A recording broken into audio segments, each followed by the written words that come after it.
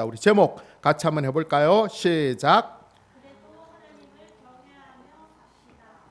그래도 하나님을 경외하며 삽시다. 예수님을 믿는 사람과 예수님을 믿지 않는 사람들의 차이를 보면 외적으로 보여지는 차이는 사실은 거의 없습니다. 특별히 잘생기고 못생기고 이런 부분은 없겠죠, 그죠? 하지만 내적으로는 굉장한 차이가 있습니다. 그중 가장 중요한 차이는 바로 신분의 차이라고 볼 수 있겠죠. 신분이라는 것은 곧 삶의 주인이 누구냐, 삶의 아버지가 누구냐 하는 문제인 것입니다. 예수를 믿지 않을 때 그 사람의 신분은 죄의 종입니다. 죄의 종. 따라서 그 사람의 아버지는 사탄이죠. 따라서 그는 사탄이 그의 삶의 주인이 되고 사탄이 다스리는 이 세상에 끌려다니며 세상이 원하는 대로 세상을 따르는 삶을 살게 되는 거죠. 이 세상이 전부인 삶을 살게 되는 것입니다. 그렇다면 예수님을 믿는 사람은 어떻죠? 그는 죄인이었지만 하나님의 은혜로 예수님을 믿어 구원을 받았습니다. 이제 그의 삶이 어떻게 바뀌어졌죠? 그의 신분은 죄의 종에서 하나님의 자녀로 바뀌어졌습니다. 그리고 예수님께서 이제 그의 삶의 주인이 되어주시고 따라서 세상의 주인이신 하나님 말씀대로 하나님 원하시는 말씀, 하나님만 믿고 사는 삶으로 바뀌어지는 거죠. 다르게 표현하자면 이 세상이 전부가 아니라 영원한 삶을 소유하며 사는 삶으로 바뀌어지게 된 것입니다. 이렇게 변화를 놓고 본다면 사실은 엄청난 변화죠, 그죠? 왜냐하면 사탄의 종으로 있을 때와 하나님의 자녀로 있을 때 이 엄청난 차이는 뭐라고 표현할 수가 없겠죠, 그죠? 하나님의 자녀로 있다는 거, 전지전능하신 하나님의 자녀로 있다는 거 사실 엄청난 건데 이런 실질적인 변화가 우리의 삶 가운데서 잘 나타납니까? 잘 나타나지 않습니까? 잘 나타나지가 않죠, 그죠? 왜 잘 나타나지 않을까요? 우리가 생각할 때 그런 변화가 확 나타난다면 갑자기 어떤 사람이 예수님을 안 믿었는데 예수님을 믿자마자 삶이 확 피는 거예요. 하는 일마다 잘 되고 모든 것들이 만사형통하고 이러면 그 사람들이 예수님을 더 잘 믿을 것 같죠, 그죠? 세상에 예수님 믿는 사람들이 훨씬 더 많아질 것 같은데 그런데 그런 변화가 잘 나타나지가 않아요. 왜 그럴까요? 그 이유는 바로 하나님께서는 하나님만을 믿는 오직 하나님만을 믿는 그 믿음을 가리기 위해서 하나님은 그렇게 하시는 거죠. 이해될지 모르겠지만 예를 들면 한 남자가 한 여자와 결혼을 하려고 하는데 정말로 자기를 사랑하는 여자와 결혼하기를 원하죠, 그렇죠? 근데 이 남자가 좀 돈도 많아요, 권력도 있어요, 집안이 좀 대단해요. 그러면 이 남자가 정말 사랑하는 여인을 만나기 위해서 어떻게 될까요? 매일 멋진 옷을 입고 벤츠를 타고 명품으로 장식을 하고 일을 안 하고 맨날 맛난 음식만 먹고 돌아다니면 정말로 자기를 사랑하는 여인을 구할 수 있을까요? 없겠죠, 그죠? 실제로 수많은 여인이 프로포즈 하겠죠, 그죠? 하지만 정말로 중요한 것은 정말 이 여인이 나 하나만을 사랑해 줄 수 있느냐, 그것을 확인할 방법이 없는 것입니다. 결코 그래서는 만날 수가 없는 거죠. 하나님을 향한 하나님 자녀를 향한 하나님의 마음도 마찬가지인 것입니다. 하나님께서 은혜로 구원을 해주시고 하나님의 자녀 삼으신 이유가 뭘까요?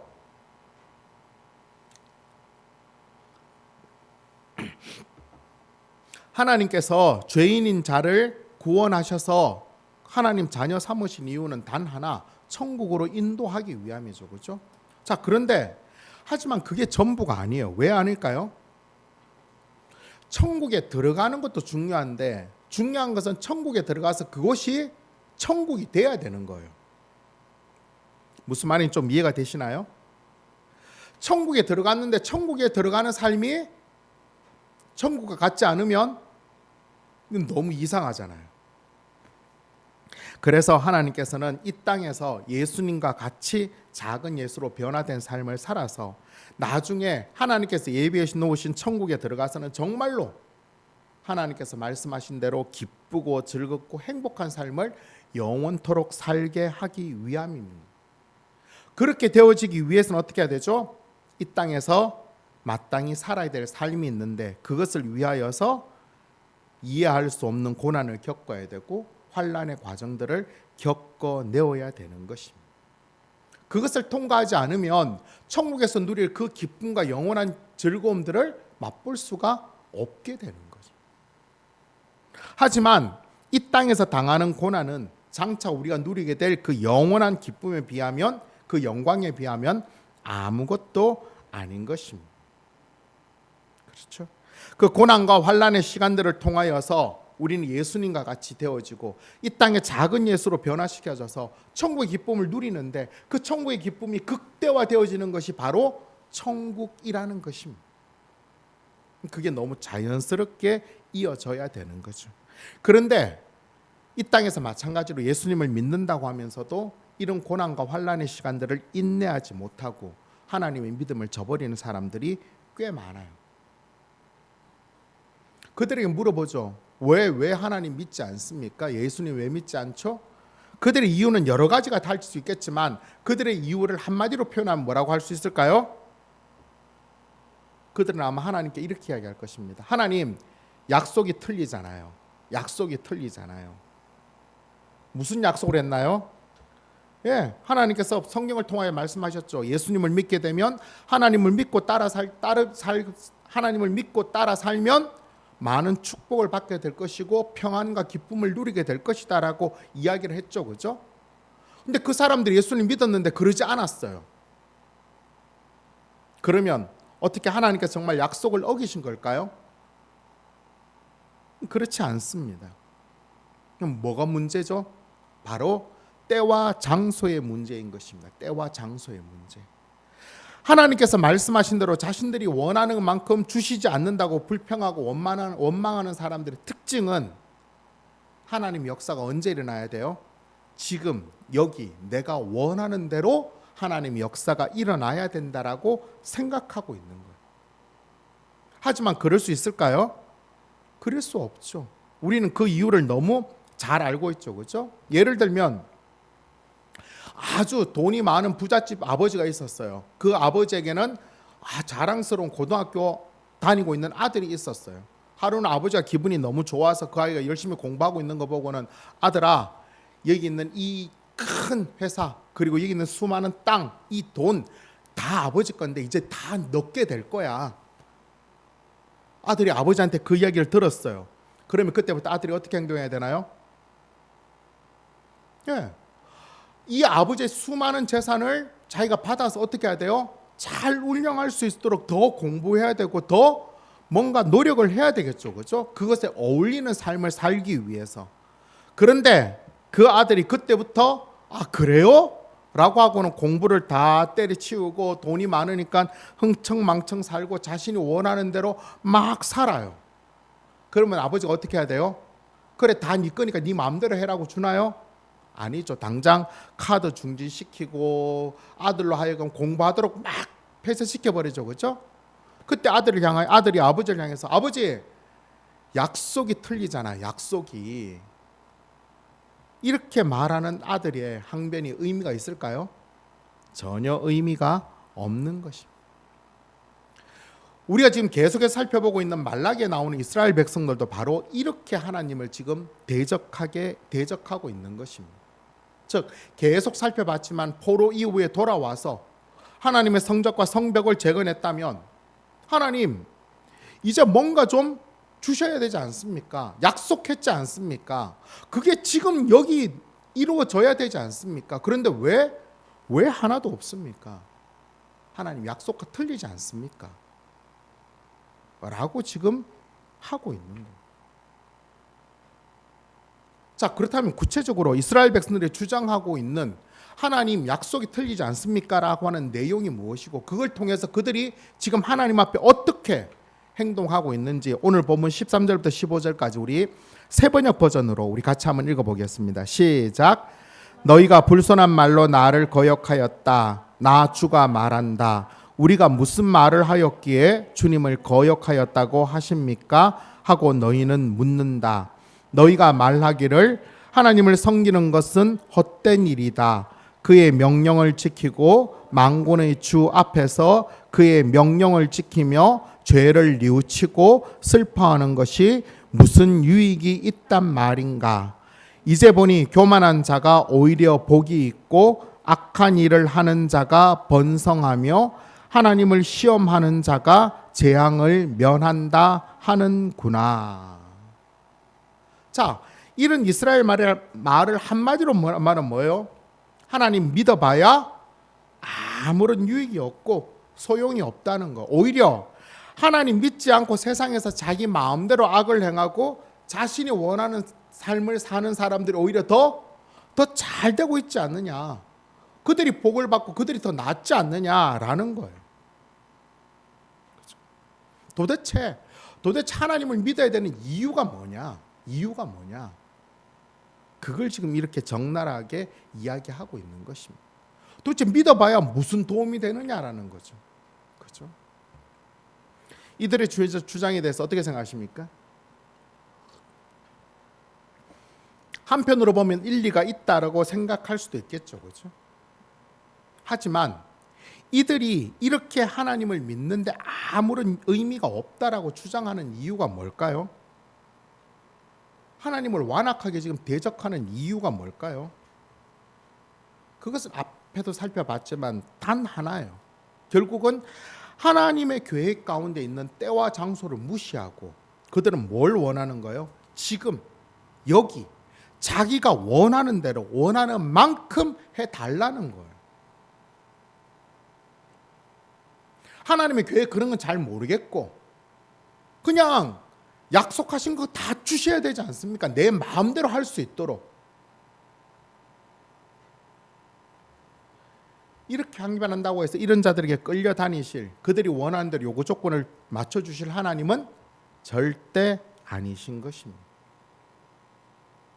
자, 그렇다면 어떻게 하든지 문제를 좀 풀어봐야 되겠죠, 그렇죠? 여기서 우리가 좀 주의 있게 생각해 봐야 되는 것은 이스라엘 백성들이 이렇게 완악하게 하나님을 대적하는 이유, 왜 이렇게 되었을까 하는 것입니다. 왜 이렇게 되었을까? 처음부터 이러지는 않았겠죠, 그렇죠? 적어도 성벽을 재건할 때나 성전을 재건할 때 나름대로 괜찮았겠죠. 근데 왜 이렇게까지 되었을까?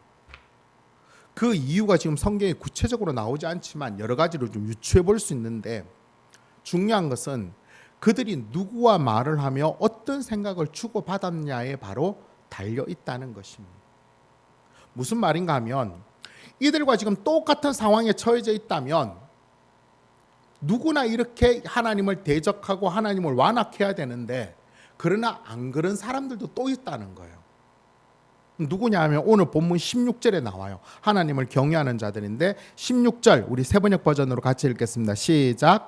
그때 주님께서는 주님을 경외한 사람들이 서로 주고받는 말을 똑똑히 들으셨다. 그 가운데서도 주님을 경외하며 주님의 이름을 존중하는 사람들을 당신 앞에 있는 비망록에 기록하셨다. 하나님을 경외하는 자들이 구체적으로 무슨 말을 하였는지는 알 수는 없는데 그들이 하는 말은 궁극적으로 하나님을 경외하며 또한 하나님의 이름을 존중하는 말을 하였다는 것입니다. 그런데 하나님께서는 그것을 들으시고 하나님께서는 그것을 하나님 앞에 있는 책에 기록하셨다라고 말씀하고 있는 거예요. 그런데 이 19절 말씀에서 우리가 정말 주의 있게 봐야 되는 것은 바로 이 서로라는 단어입니다. 서로. 우리 오늘 읽었던 우리 성경 개역 성경에는 이 서로를 피차라고 말씀하고 있어요. 서로라는 말이죠. 즉 하나님을 경외하는 자들이 모여서 서로 말을 했다는 것입니다. 구체적으로 무슨 말을 했는지는 알 수 없지만 유추해 보면 뭐예요? 지금 이렇게 하나님을 믿고 섬기는 것이 힘들지만 아무런 의미가 없는 것 같고 아무런 도움도 없는 것 같고 아무런 구체적으로 나타난 축복도 없는 것 같지만 그래도 어떻게 해요? 하나님을 경외하며 믿고 살자. 왜? 때가 되면 하나님께서 역사하실 것이니까. 이렇게 함께 모여 서로 믿음을 격려하면서 힘들지 함께 세워주고 끝까지 하나님을 경외하자라고 믿음을 독려하며 지키는 자들, 하나님은 그들의 믿음을 들으시고 그들을 하나님의 생명책에 기록하셨다라고 말씀하고 있어요. 그렇다면 다시 돌아가서 반면에 하나님을 대적하는 자들은 어땠을까요? 그들은 서로 모여서 무슨 이야기를 했을까요? 똑같죠, 그죠? 아니 도대체 왜 이래? 세상이 왜 이래? 하나님을 믿으면 무슨 도움이 되지? 아니 그 나쁜 놈 있잖아, 그 악한 놈, 그 놈이 이번에 땅을 샀는데 그 땅이 엄청 올라 부자가 됐잖아. 그리고 그 나쁜 놈이 나쁜 짓을 했는데 돈을 써서 무죄로 풀려났어. 도대체 세상이 왜 이런지 모르겠어. 하나님 그분이 살아 계실까? 하나님 믿는 게 도움이 될까? 돈이면 다 되는데 어쩌면 하나님이 옛날에 성경에는 역사하셨지 이제 이 세상에는 하나님께서 역사하지 않는 거야. 서로 이렇게 했다는 것입니다. 그렇죠, 그죠? 이런 부정적인 말은 주고 받으면 받을수록 더 커지는 거죠. 더 점점 더. 그러다 보니 그들이 하나님을 대적하게 되어지는 것입니다.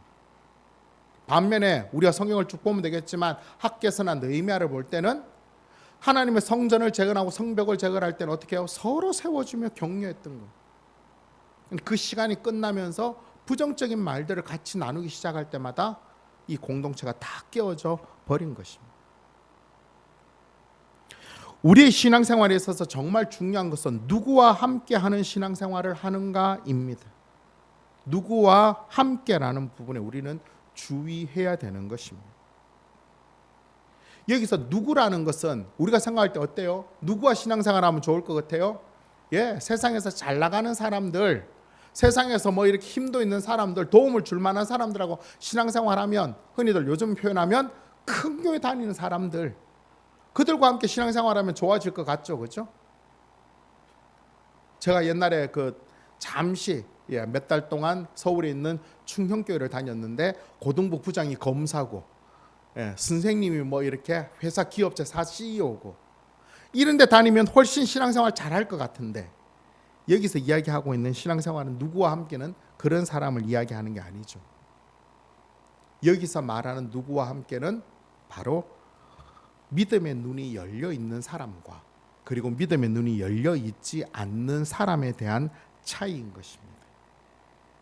믿음의 눈이 열려 있지 않는 사람 어때요? 지금 눈앞에 있는 것, 눈앞에 펼쳐지는 것만 보면서 그것으로 하나님을 판단하고 그것으로 믿음이 왔다 갔다 하는 사람인 것입니다.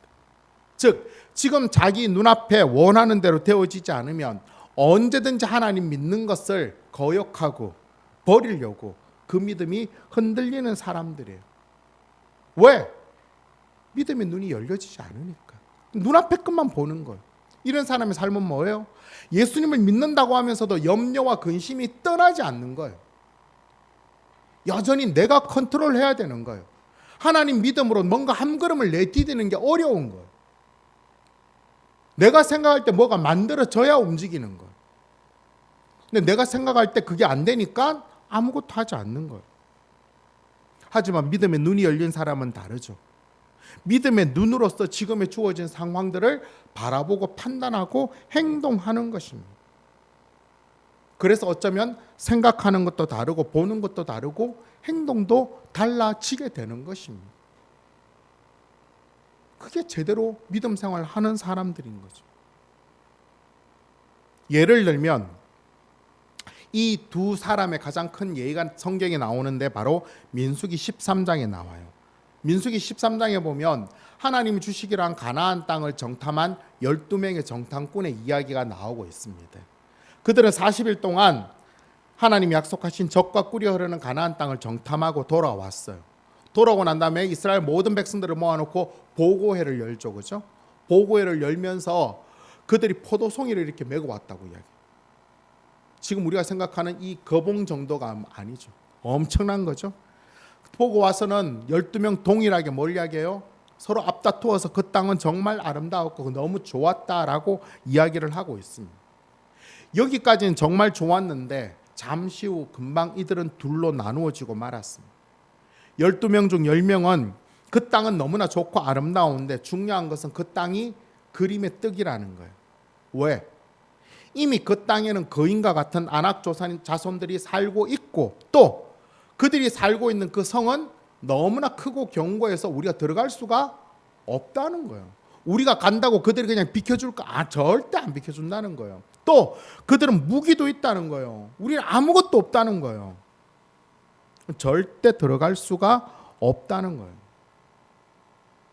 극단적으로 표현하면 그들은 거인과 같고 자신들은 메뚜기 같아 보였다는 것입니다. 그것은 우리만 그렇게 생각하는 게 아니라 그들도 그렇게 생각했을 거라고. 우리는 여기서 다 죽을 것입니다 라고 이야기해요. 이 보고를 들은 모든 이스라엘 백성들이 그 자리에서 통곡을 하면서 슬퍼 울었다는 거예요. 하지만 나머지 2명, 그들은 10명의 보고와는 다르게 표현하였습니다. 과연 이들이 어떤 보고를 하였는지 민수기 14장 7절부터 19절까지 우리 같이 읽겠습니다. 시작. 이스라엘 자손의 온 회중에게 말하여 이르되 우리가 두루 다니며 정탐한 땅은 심히 아름다운 땅이라. 여호와께서 우리를 기뻐하시면 우리를 그 땅으로 인도하여 들이시고 그 땅을 우리에게 주시리라. 이는 과연 젖과 꿀이 흐르는 땅이니라. 다만 여호와를 거역하지 말라. 또 그 땅 백성을 두려워하지 말라. 그들은 우리의 목이라. 그들은 보호자는 그들에게서 떠났고 여호와는 우리와 함께 하시느니라. 그들을 두려워하지 말라 하나. 같이 보고 같은 것을 보고 확인하고 돌아온 12명 중 그 땅이 다 좋다는 것에 대해 동의를 하였지만 그 땅에 어떻게 들어갈 것인가에 대하여서는 둘로 나누어지고 말았던 것입니다. 2명의 정탐꾼들이 보기에는 뭐였나요? 아무런 문제가 없다는 것이 바로 믿음의 눈이 그들에게는 열려졌던 것입니다. 10명의 정탐꾼의 눈에는 뭐만 보였어요? 가나안 땅에 살고 있는 거인과 같은 아낙 자손, 그들이 살고 있던 크고 견고한 성, 그것 외에는 아무것도 보여지지 않았어요. 그래서 그 땅엔 들어갈 수가 없다. 그렇다면 2명의 정탐꾼이 본 건 뭘까요? 하나님을 본 것입니다. 하나님.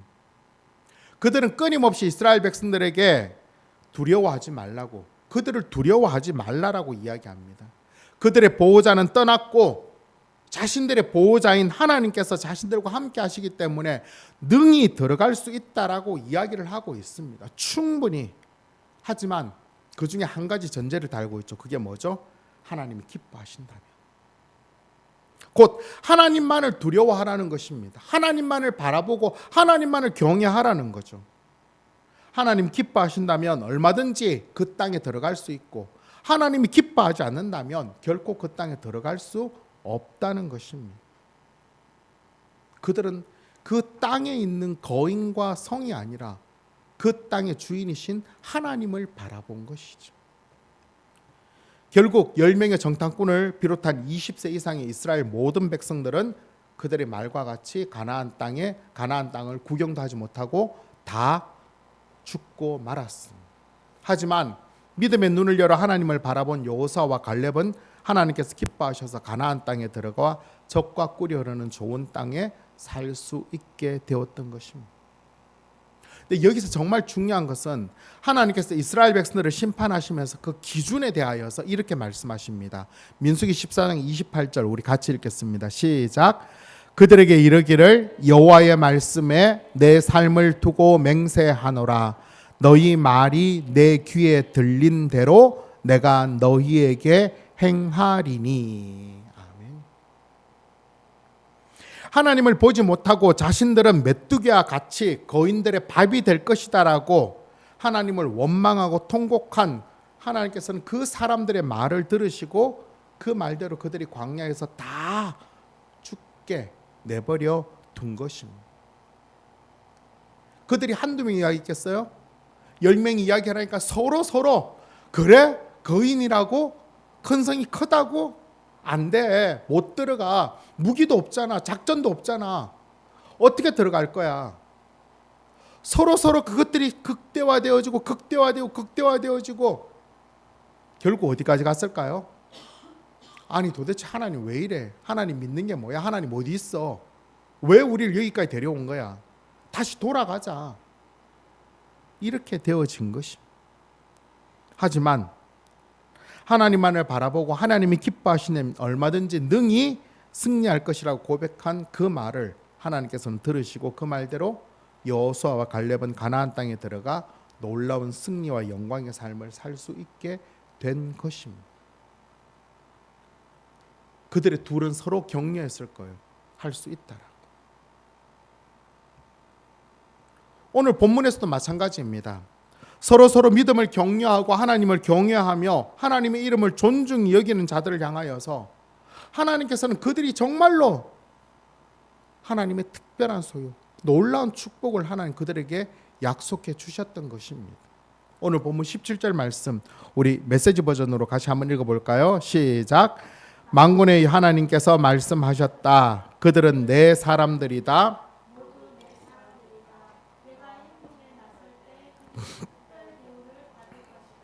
부모가 자신을 높이는 자녀를 아끼고 품어주듯이 내가 그들을 그렇게 대해 줄 것이다. 아멘. 그때가 언제인지 알 수 없지만 하나님의 정한 날에 반드시 하나님께서는 그들을 내 사람, 하나님의 특별한 소유로 삼을 것이며 효도 잘하는 아들을 아끼는 부모와 같이 아껴주시겠다라고 약속하시는 것입니다. 여기서 하나님께 특별한 소유라고 할 때 이 소유라는 것은 보배라는 거예요. 그리고 아낀다라는 말은 긍휼히 여겨주신다는 것입니다. 비록 지금 상황에서는 도무지 하나님을 믿을 수 없을 것 같고 하나님을 믿는 것이 어리석어 보이는 것처럼 배워도 끝까지 믿음을 포기하지 아니하고 하나님을 경외하며 하나님의 이름을 존중히 여기는 자를 하나님께서는 결코 버리지 아니하시고 기어코 하나님께서 역사하시겠다는 것입니다. 언제? 하나님이 정하신 때에 그들을 특별한 보배로 귀히 여겨주시고 그들이 이 땅에서 수고한 그 모든 수고들을 귀히 여기시며 그들을 긍휼히 여기셔서 영원한 축복으로 영원한 영광으로 인도하시겠다라고 약속하신 것입니다.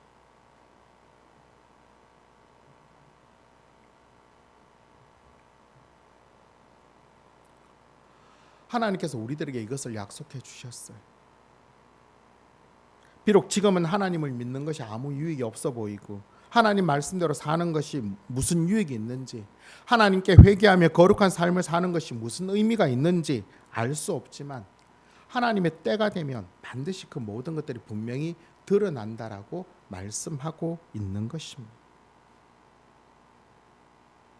하나님이 정하신 때가 되면 왜 하나님을 믿어야 했는지, 왜 하나님 말씀대로 살아야 했는지, 왜 회개하며 거룩한 삶을 살아야 되는지 이유를 분명하게 알 수 있게 된다는 것입니다.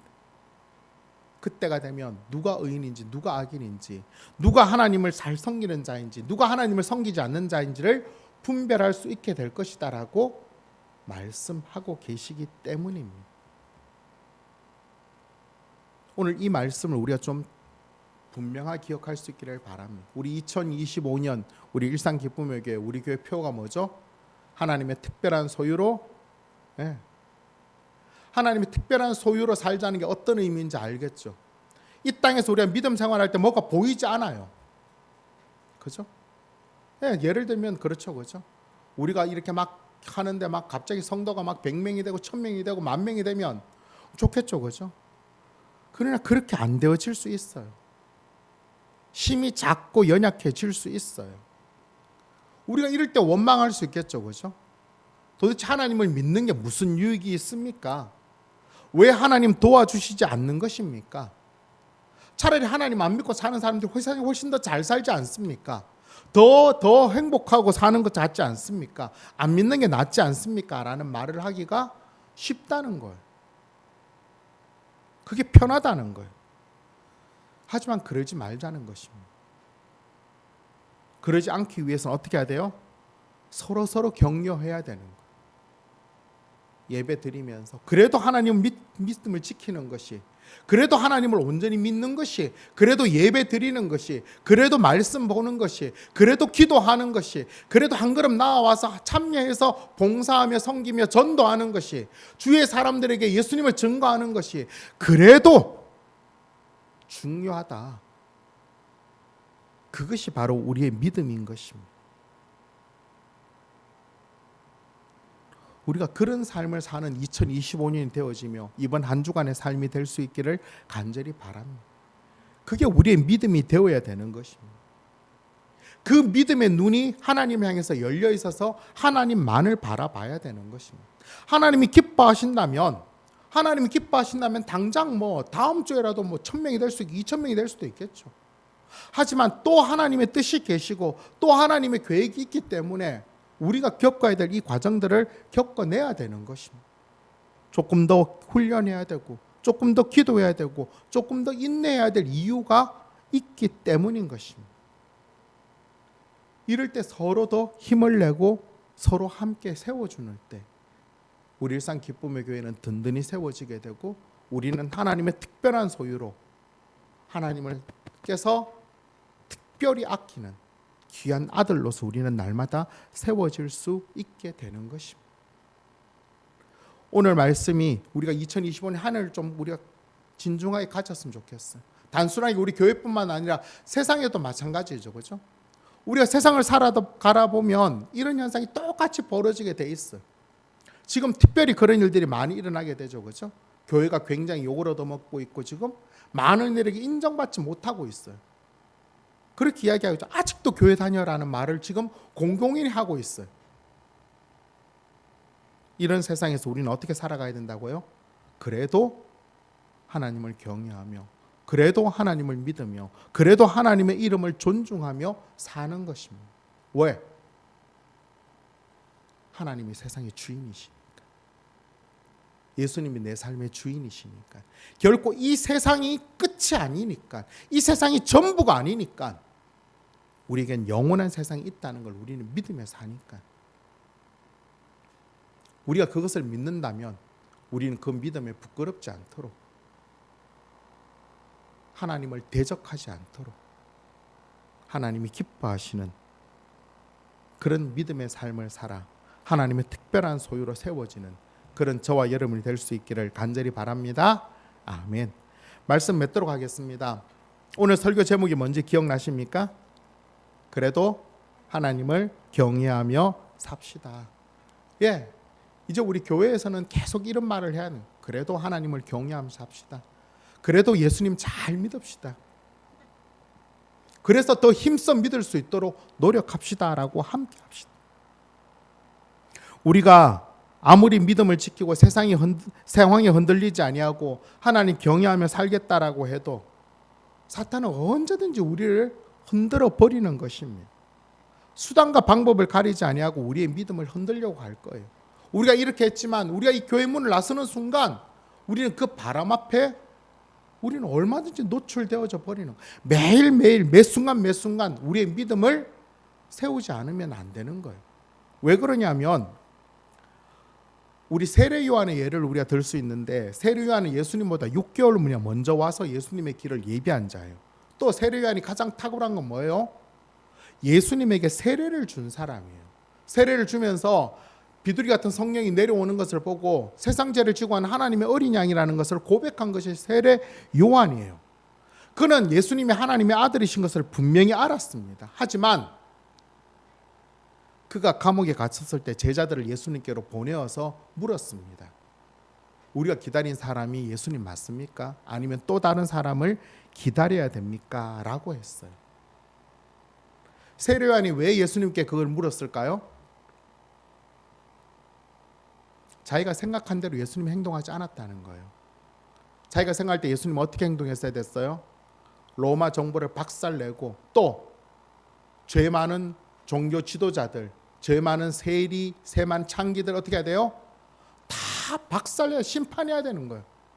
혼내줘야 되고 세상의 모든 악들을 다 멸해야 되는 거예요.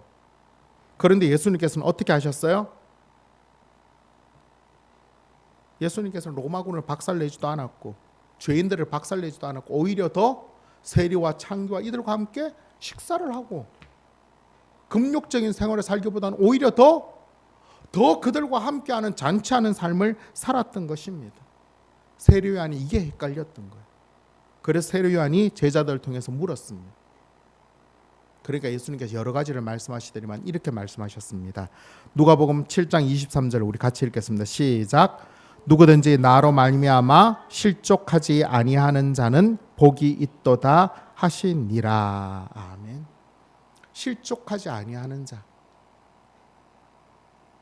자기의 생각 비록 다 이해되어지지 아니하고 내 생각하는 것처럼 하나님께서 역사하지 않아도 우리가 믿고 있는 하나님은 전지전능하신 하나님이심을 믿고 더욱 믿음을 견고히 내는 것입니다.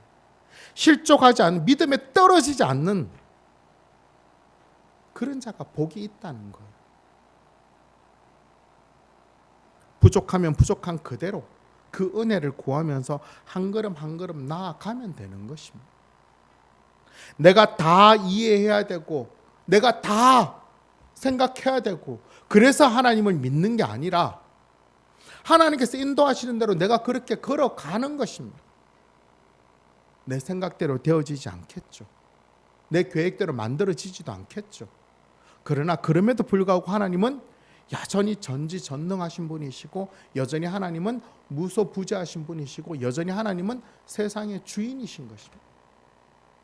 세상은 그것을 다 거부하죠. 아니야. 그냥 하나님은 사람이 필요해서 만든 신이야. 신 중에 한일 뿐이고 성경 그것도 별로 그냥 짜집기 된 거 편집된 것이고 하나님 믿는 게 세상에 별로 의미 없어라고 세상은 점점 더 큰 목소리를 나타내고 있죠. 그러나 하나님 보시는 건 누굴까요? 하나님 믿지 않는 세상 사람들의 그런 음성을 듣지 않아요. 왜? 그들은 결국 그들이 믿지 않아서 영원한 형벌로 갈 거니까. 하나님 보시는 것은 바로 하나님을 믿는 자들이에요. 예수 그리스도를 믿어 구원받은 하나님의 성도들의 그 말을 듣고 계시고 그들의 삶을 보고 계시는 거예요. 그래서 뭘 하기 원하세요? 주어진 삶의 자리에서 그래도 내가 하나님을 경외하며 삽니다라고. 혼자가 너무 힘드니까 이런 교회라는 공동체를 통해서 서로 격려하며 살아가기를 원하시는 것입니다. 조금만 더 견디어내고 조금만 더 인내하며 버텨내기를 원하시는 것입니다. 못하기 위해서 참된 믿음을 끄집어내기 위해서. 그래야 천국과 기쁜 거죠. 서론에서 말씀드렸죠, 그죠? 우리를 구원하신 게 천국의 전부가 아니라고. 예배 드리기 막 지겹잖아요. 설교 듣는 거 너무 지겹고 찬양하는 건 너무 목 아프고 천국 가서 뭐 해요? 천국 가서 매일 예배 드려야 된다면 그 천국이 천국일까요?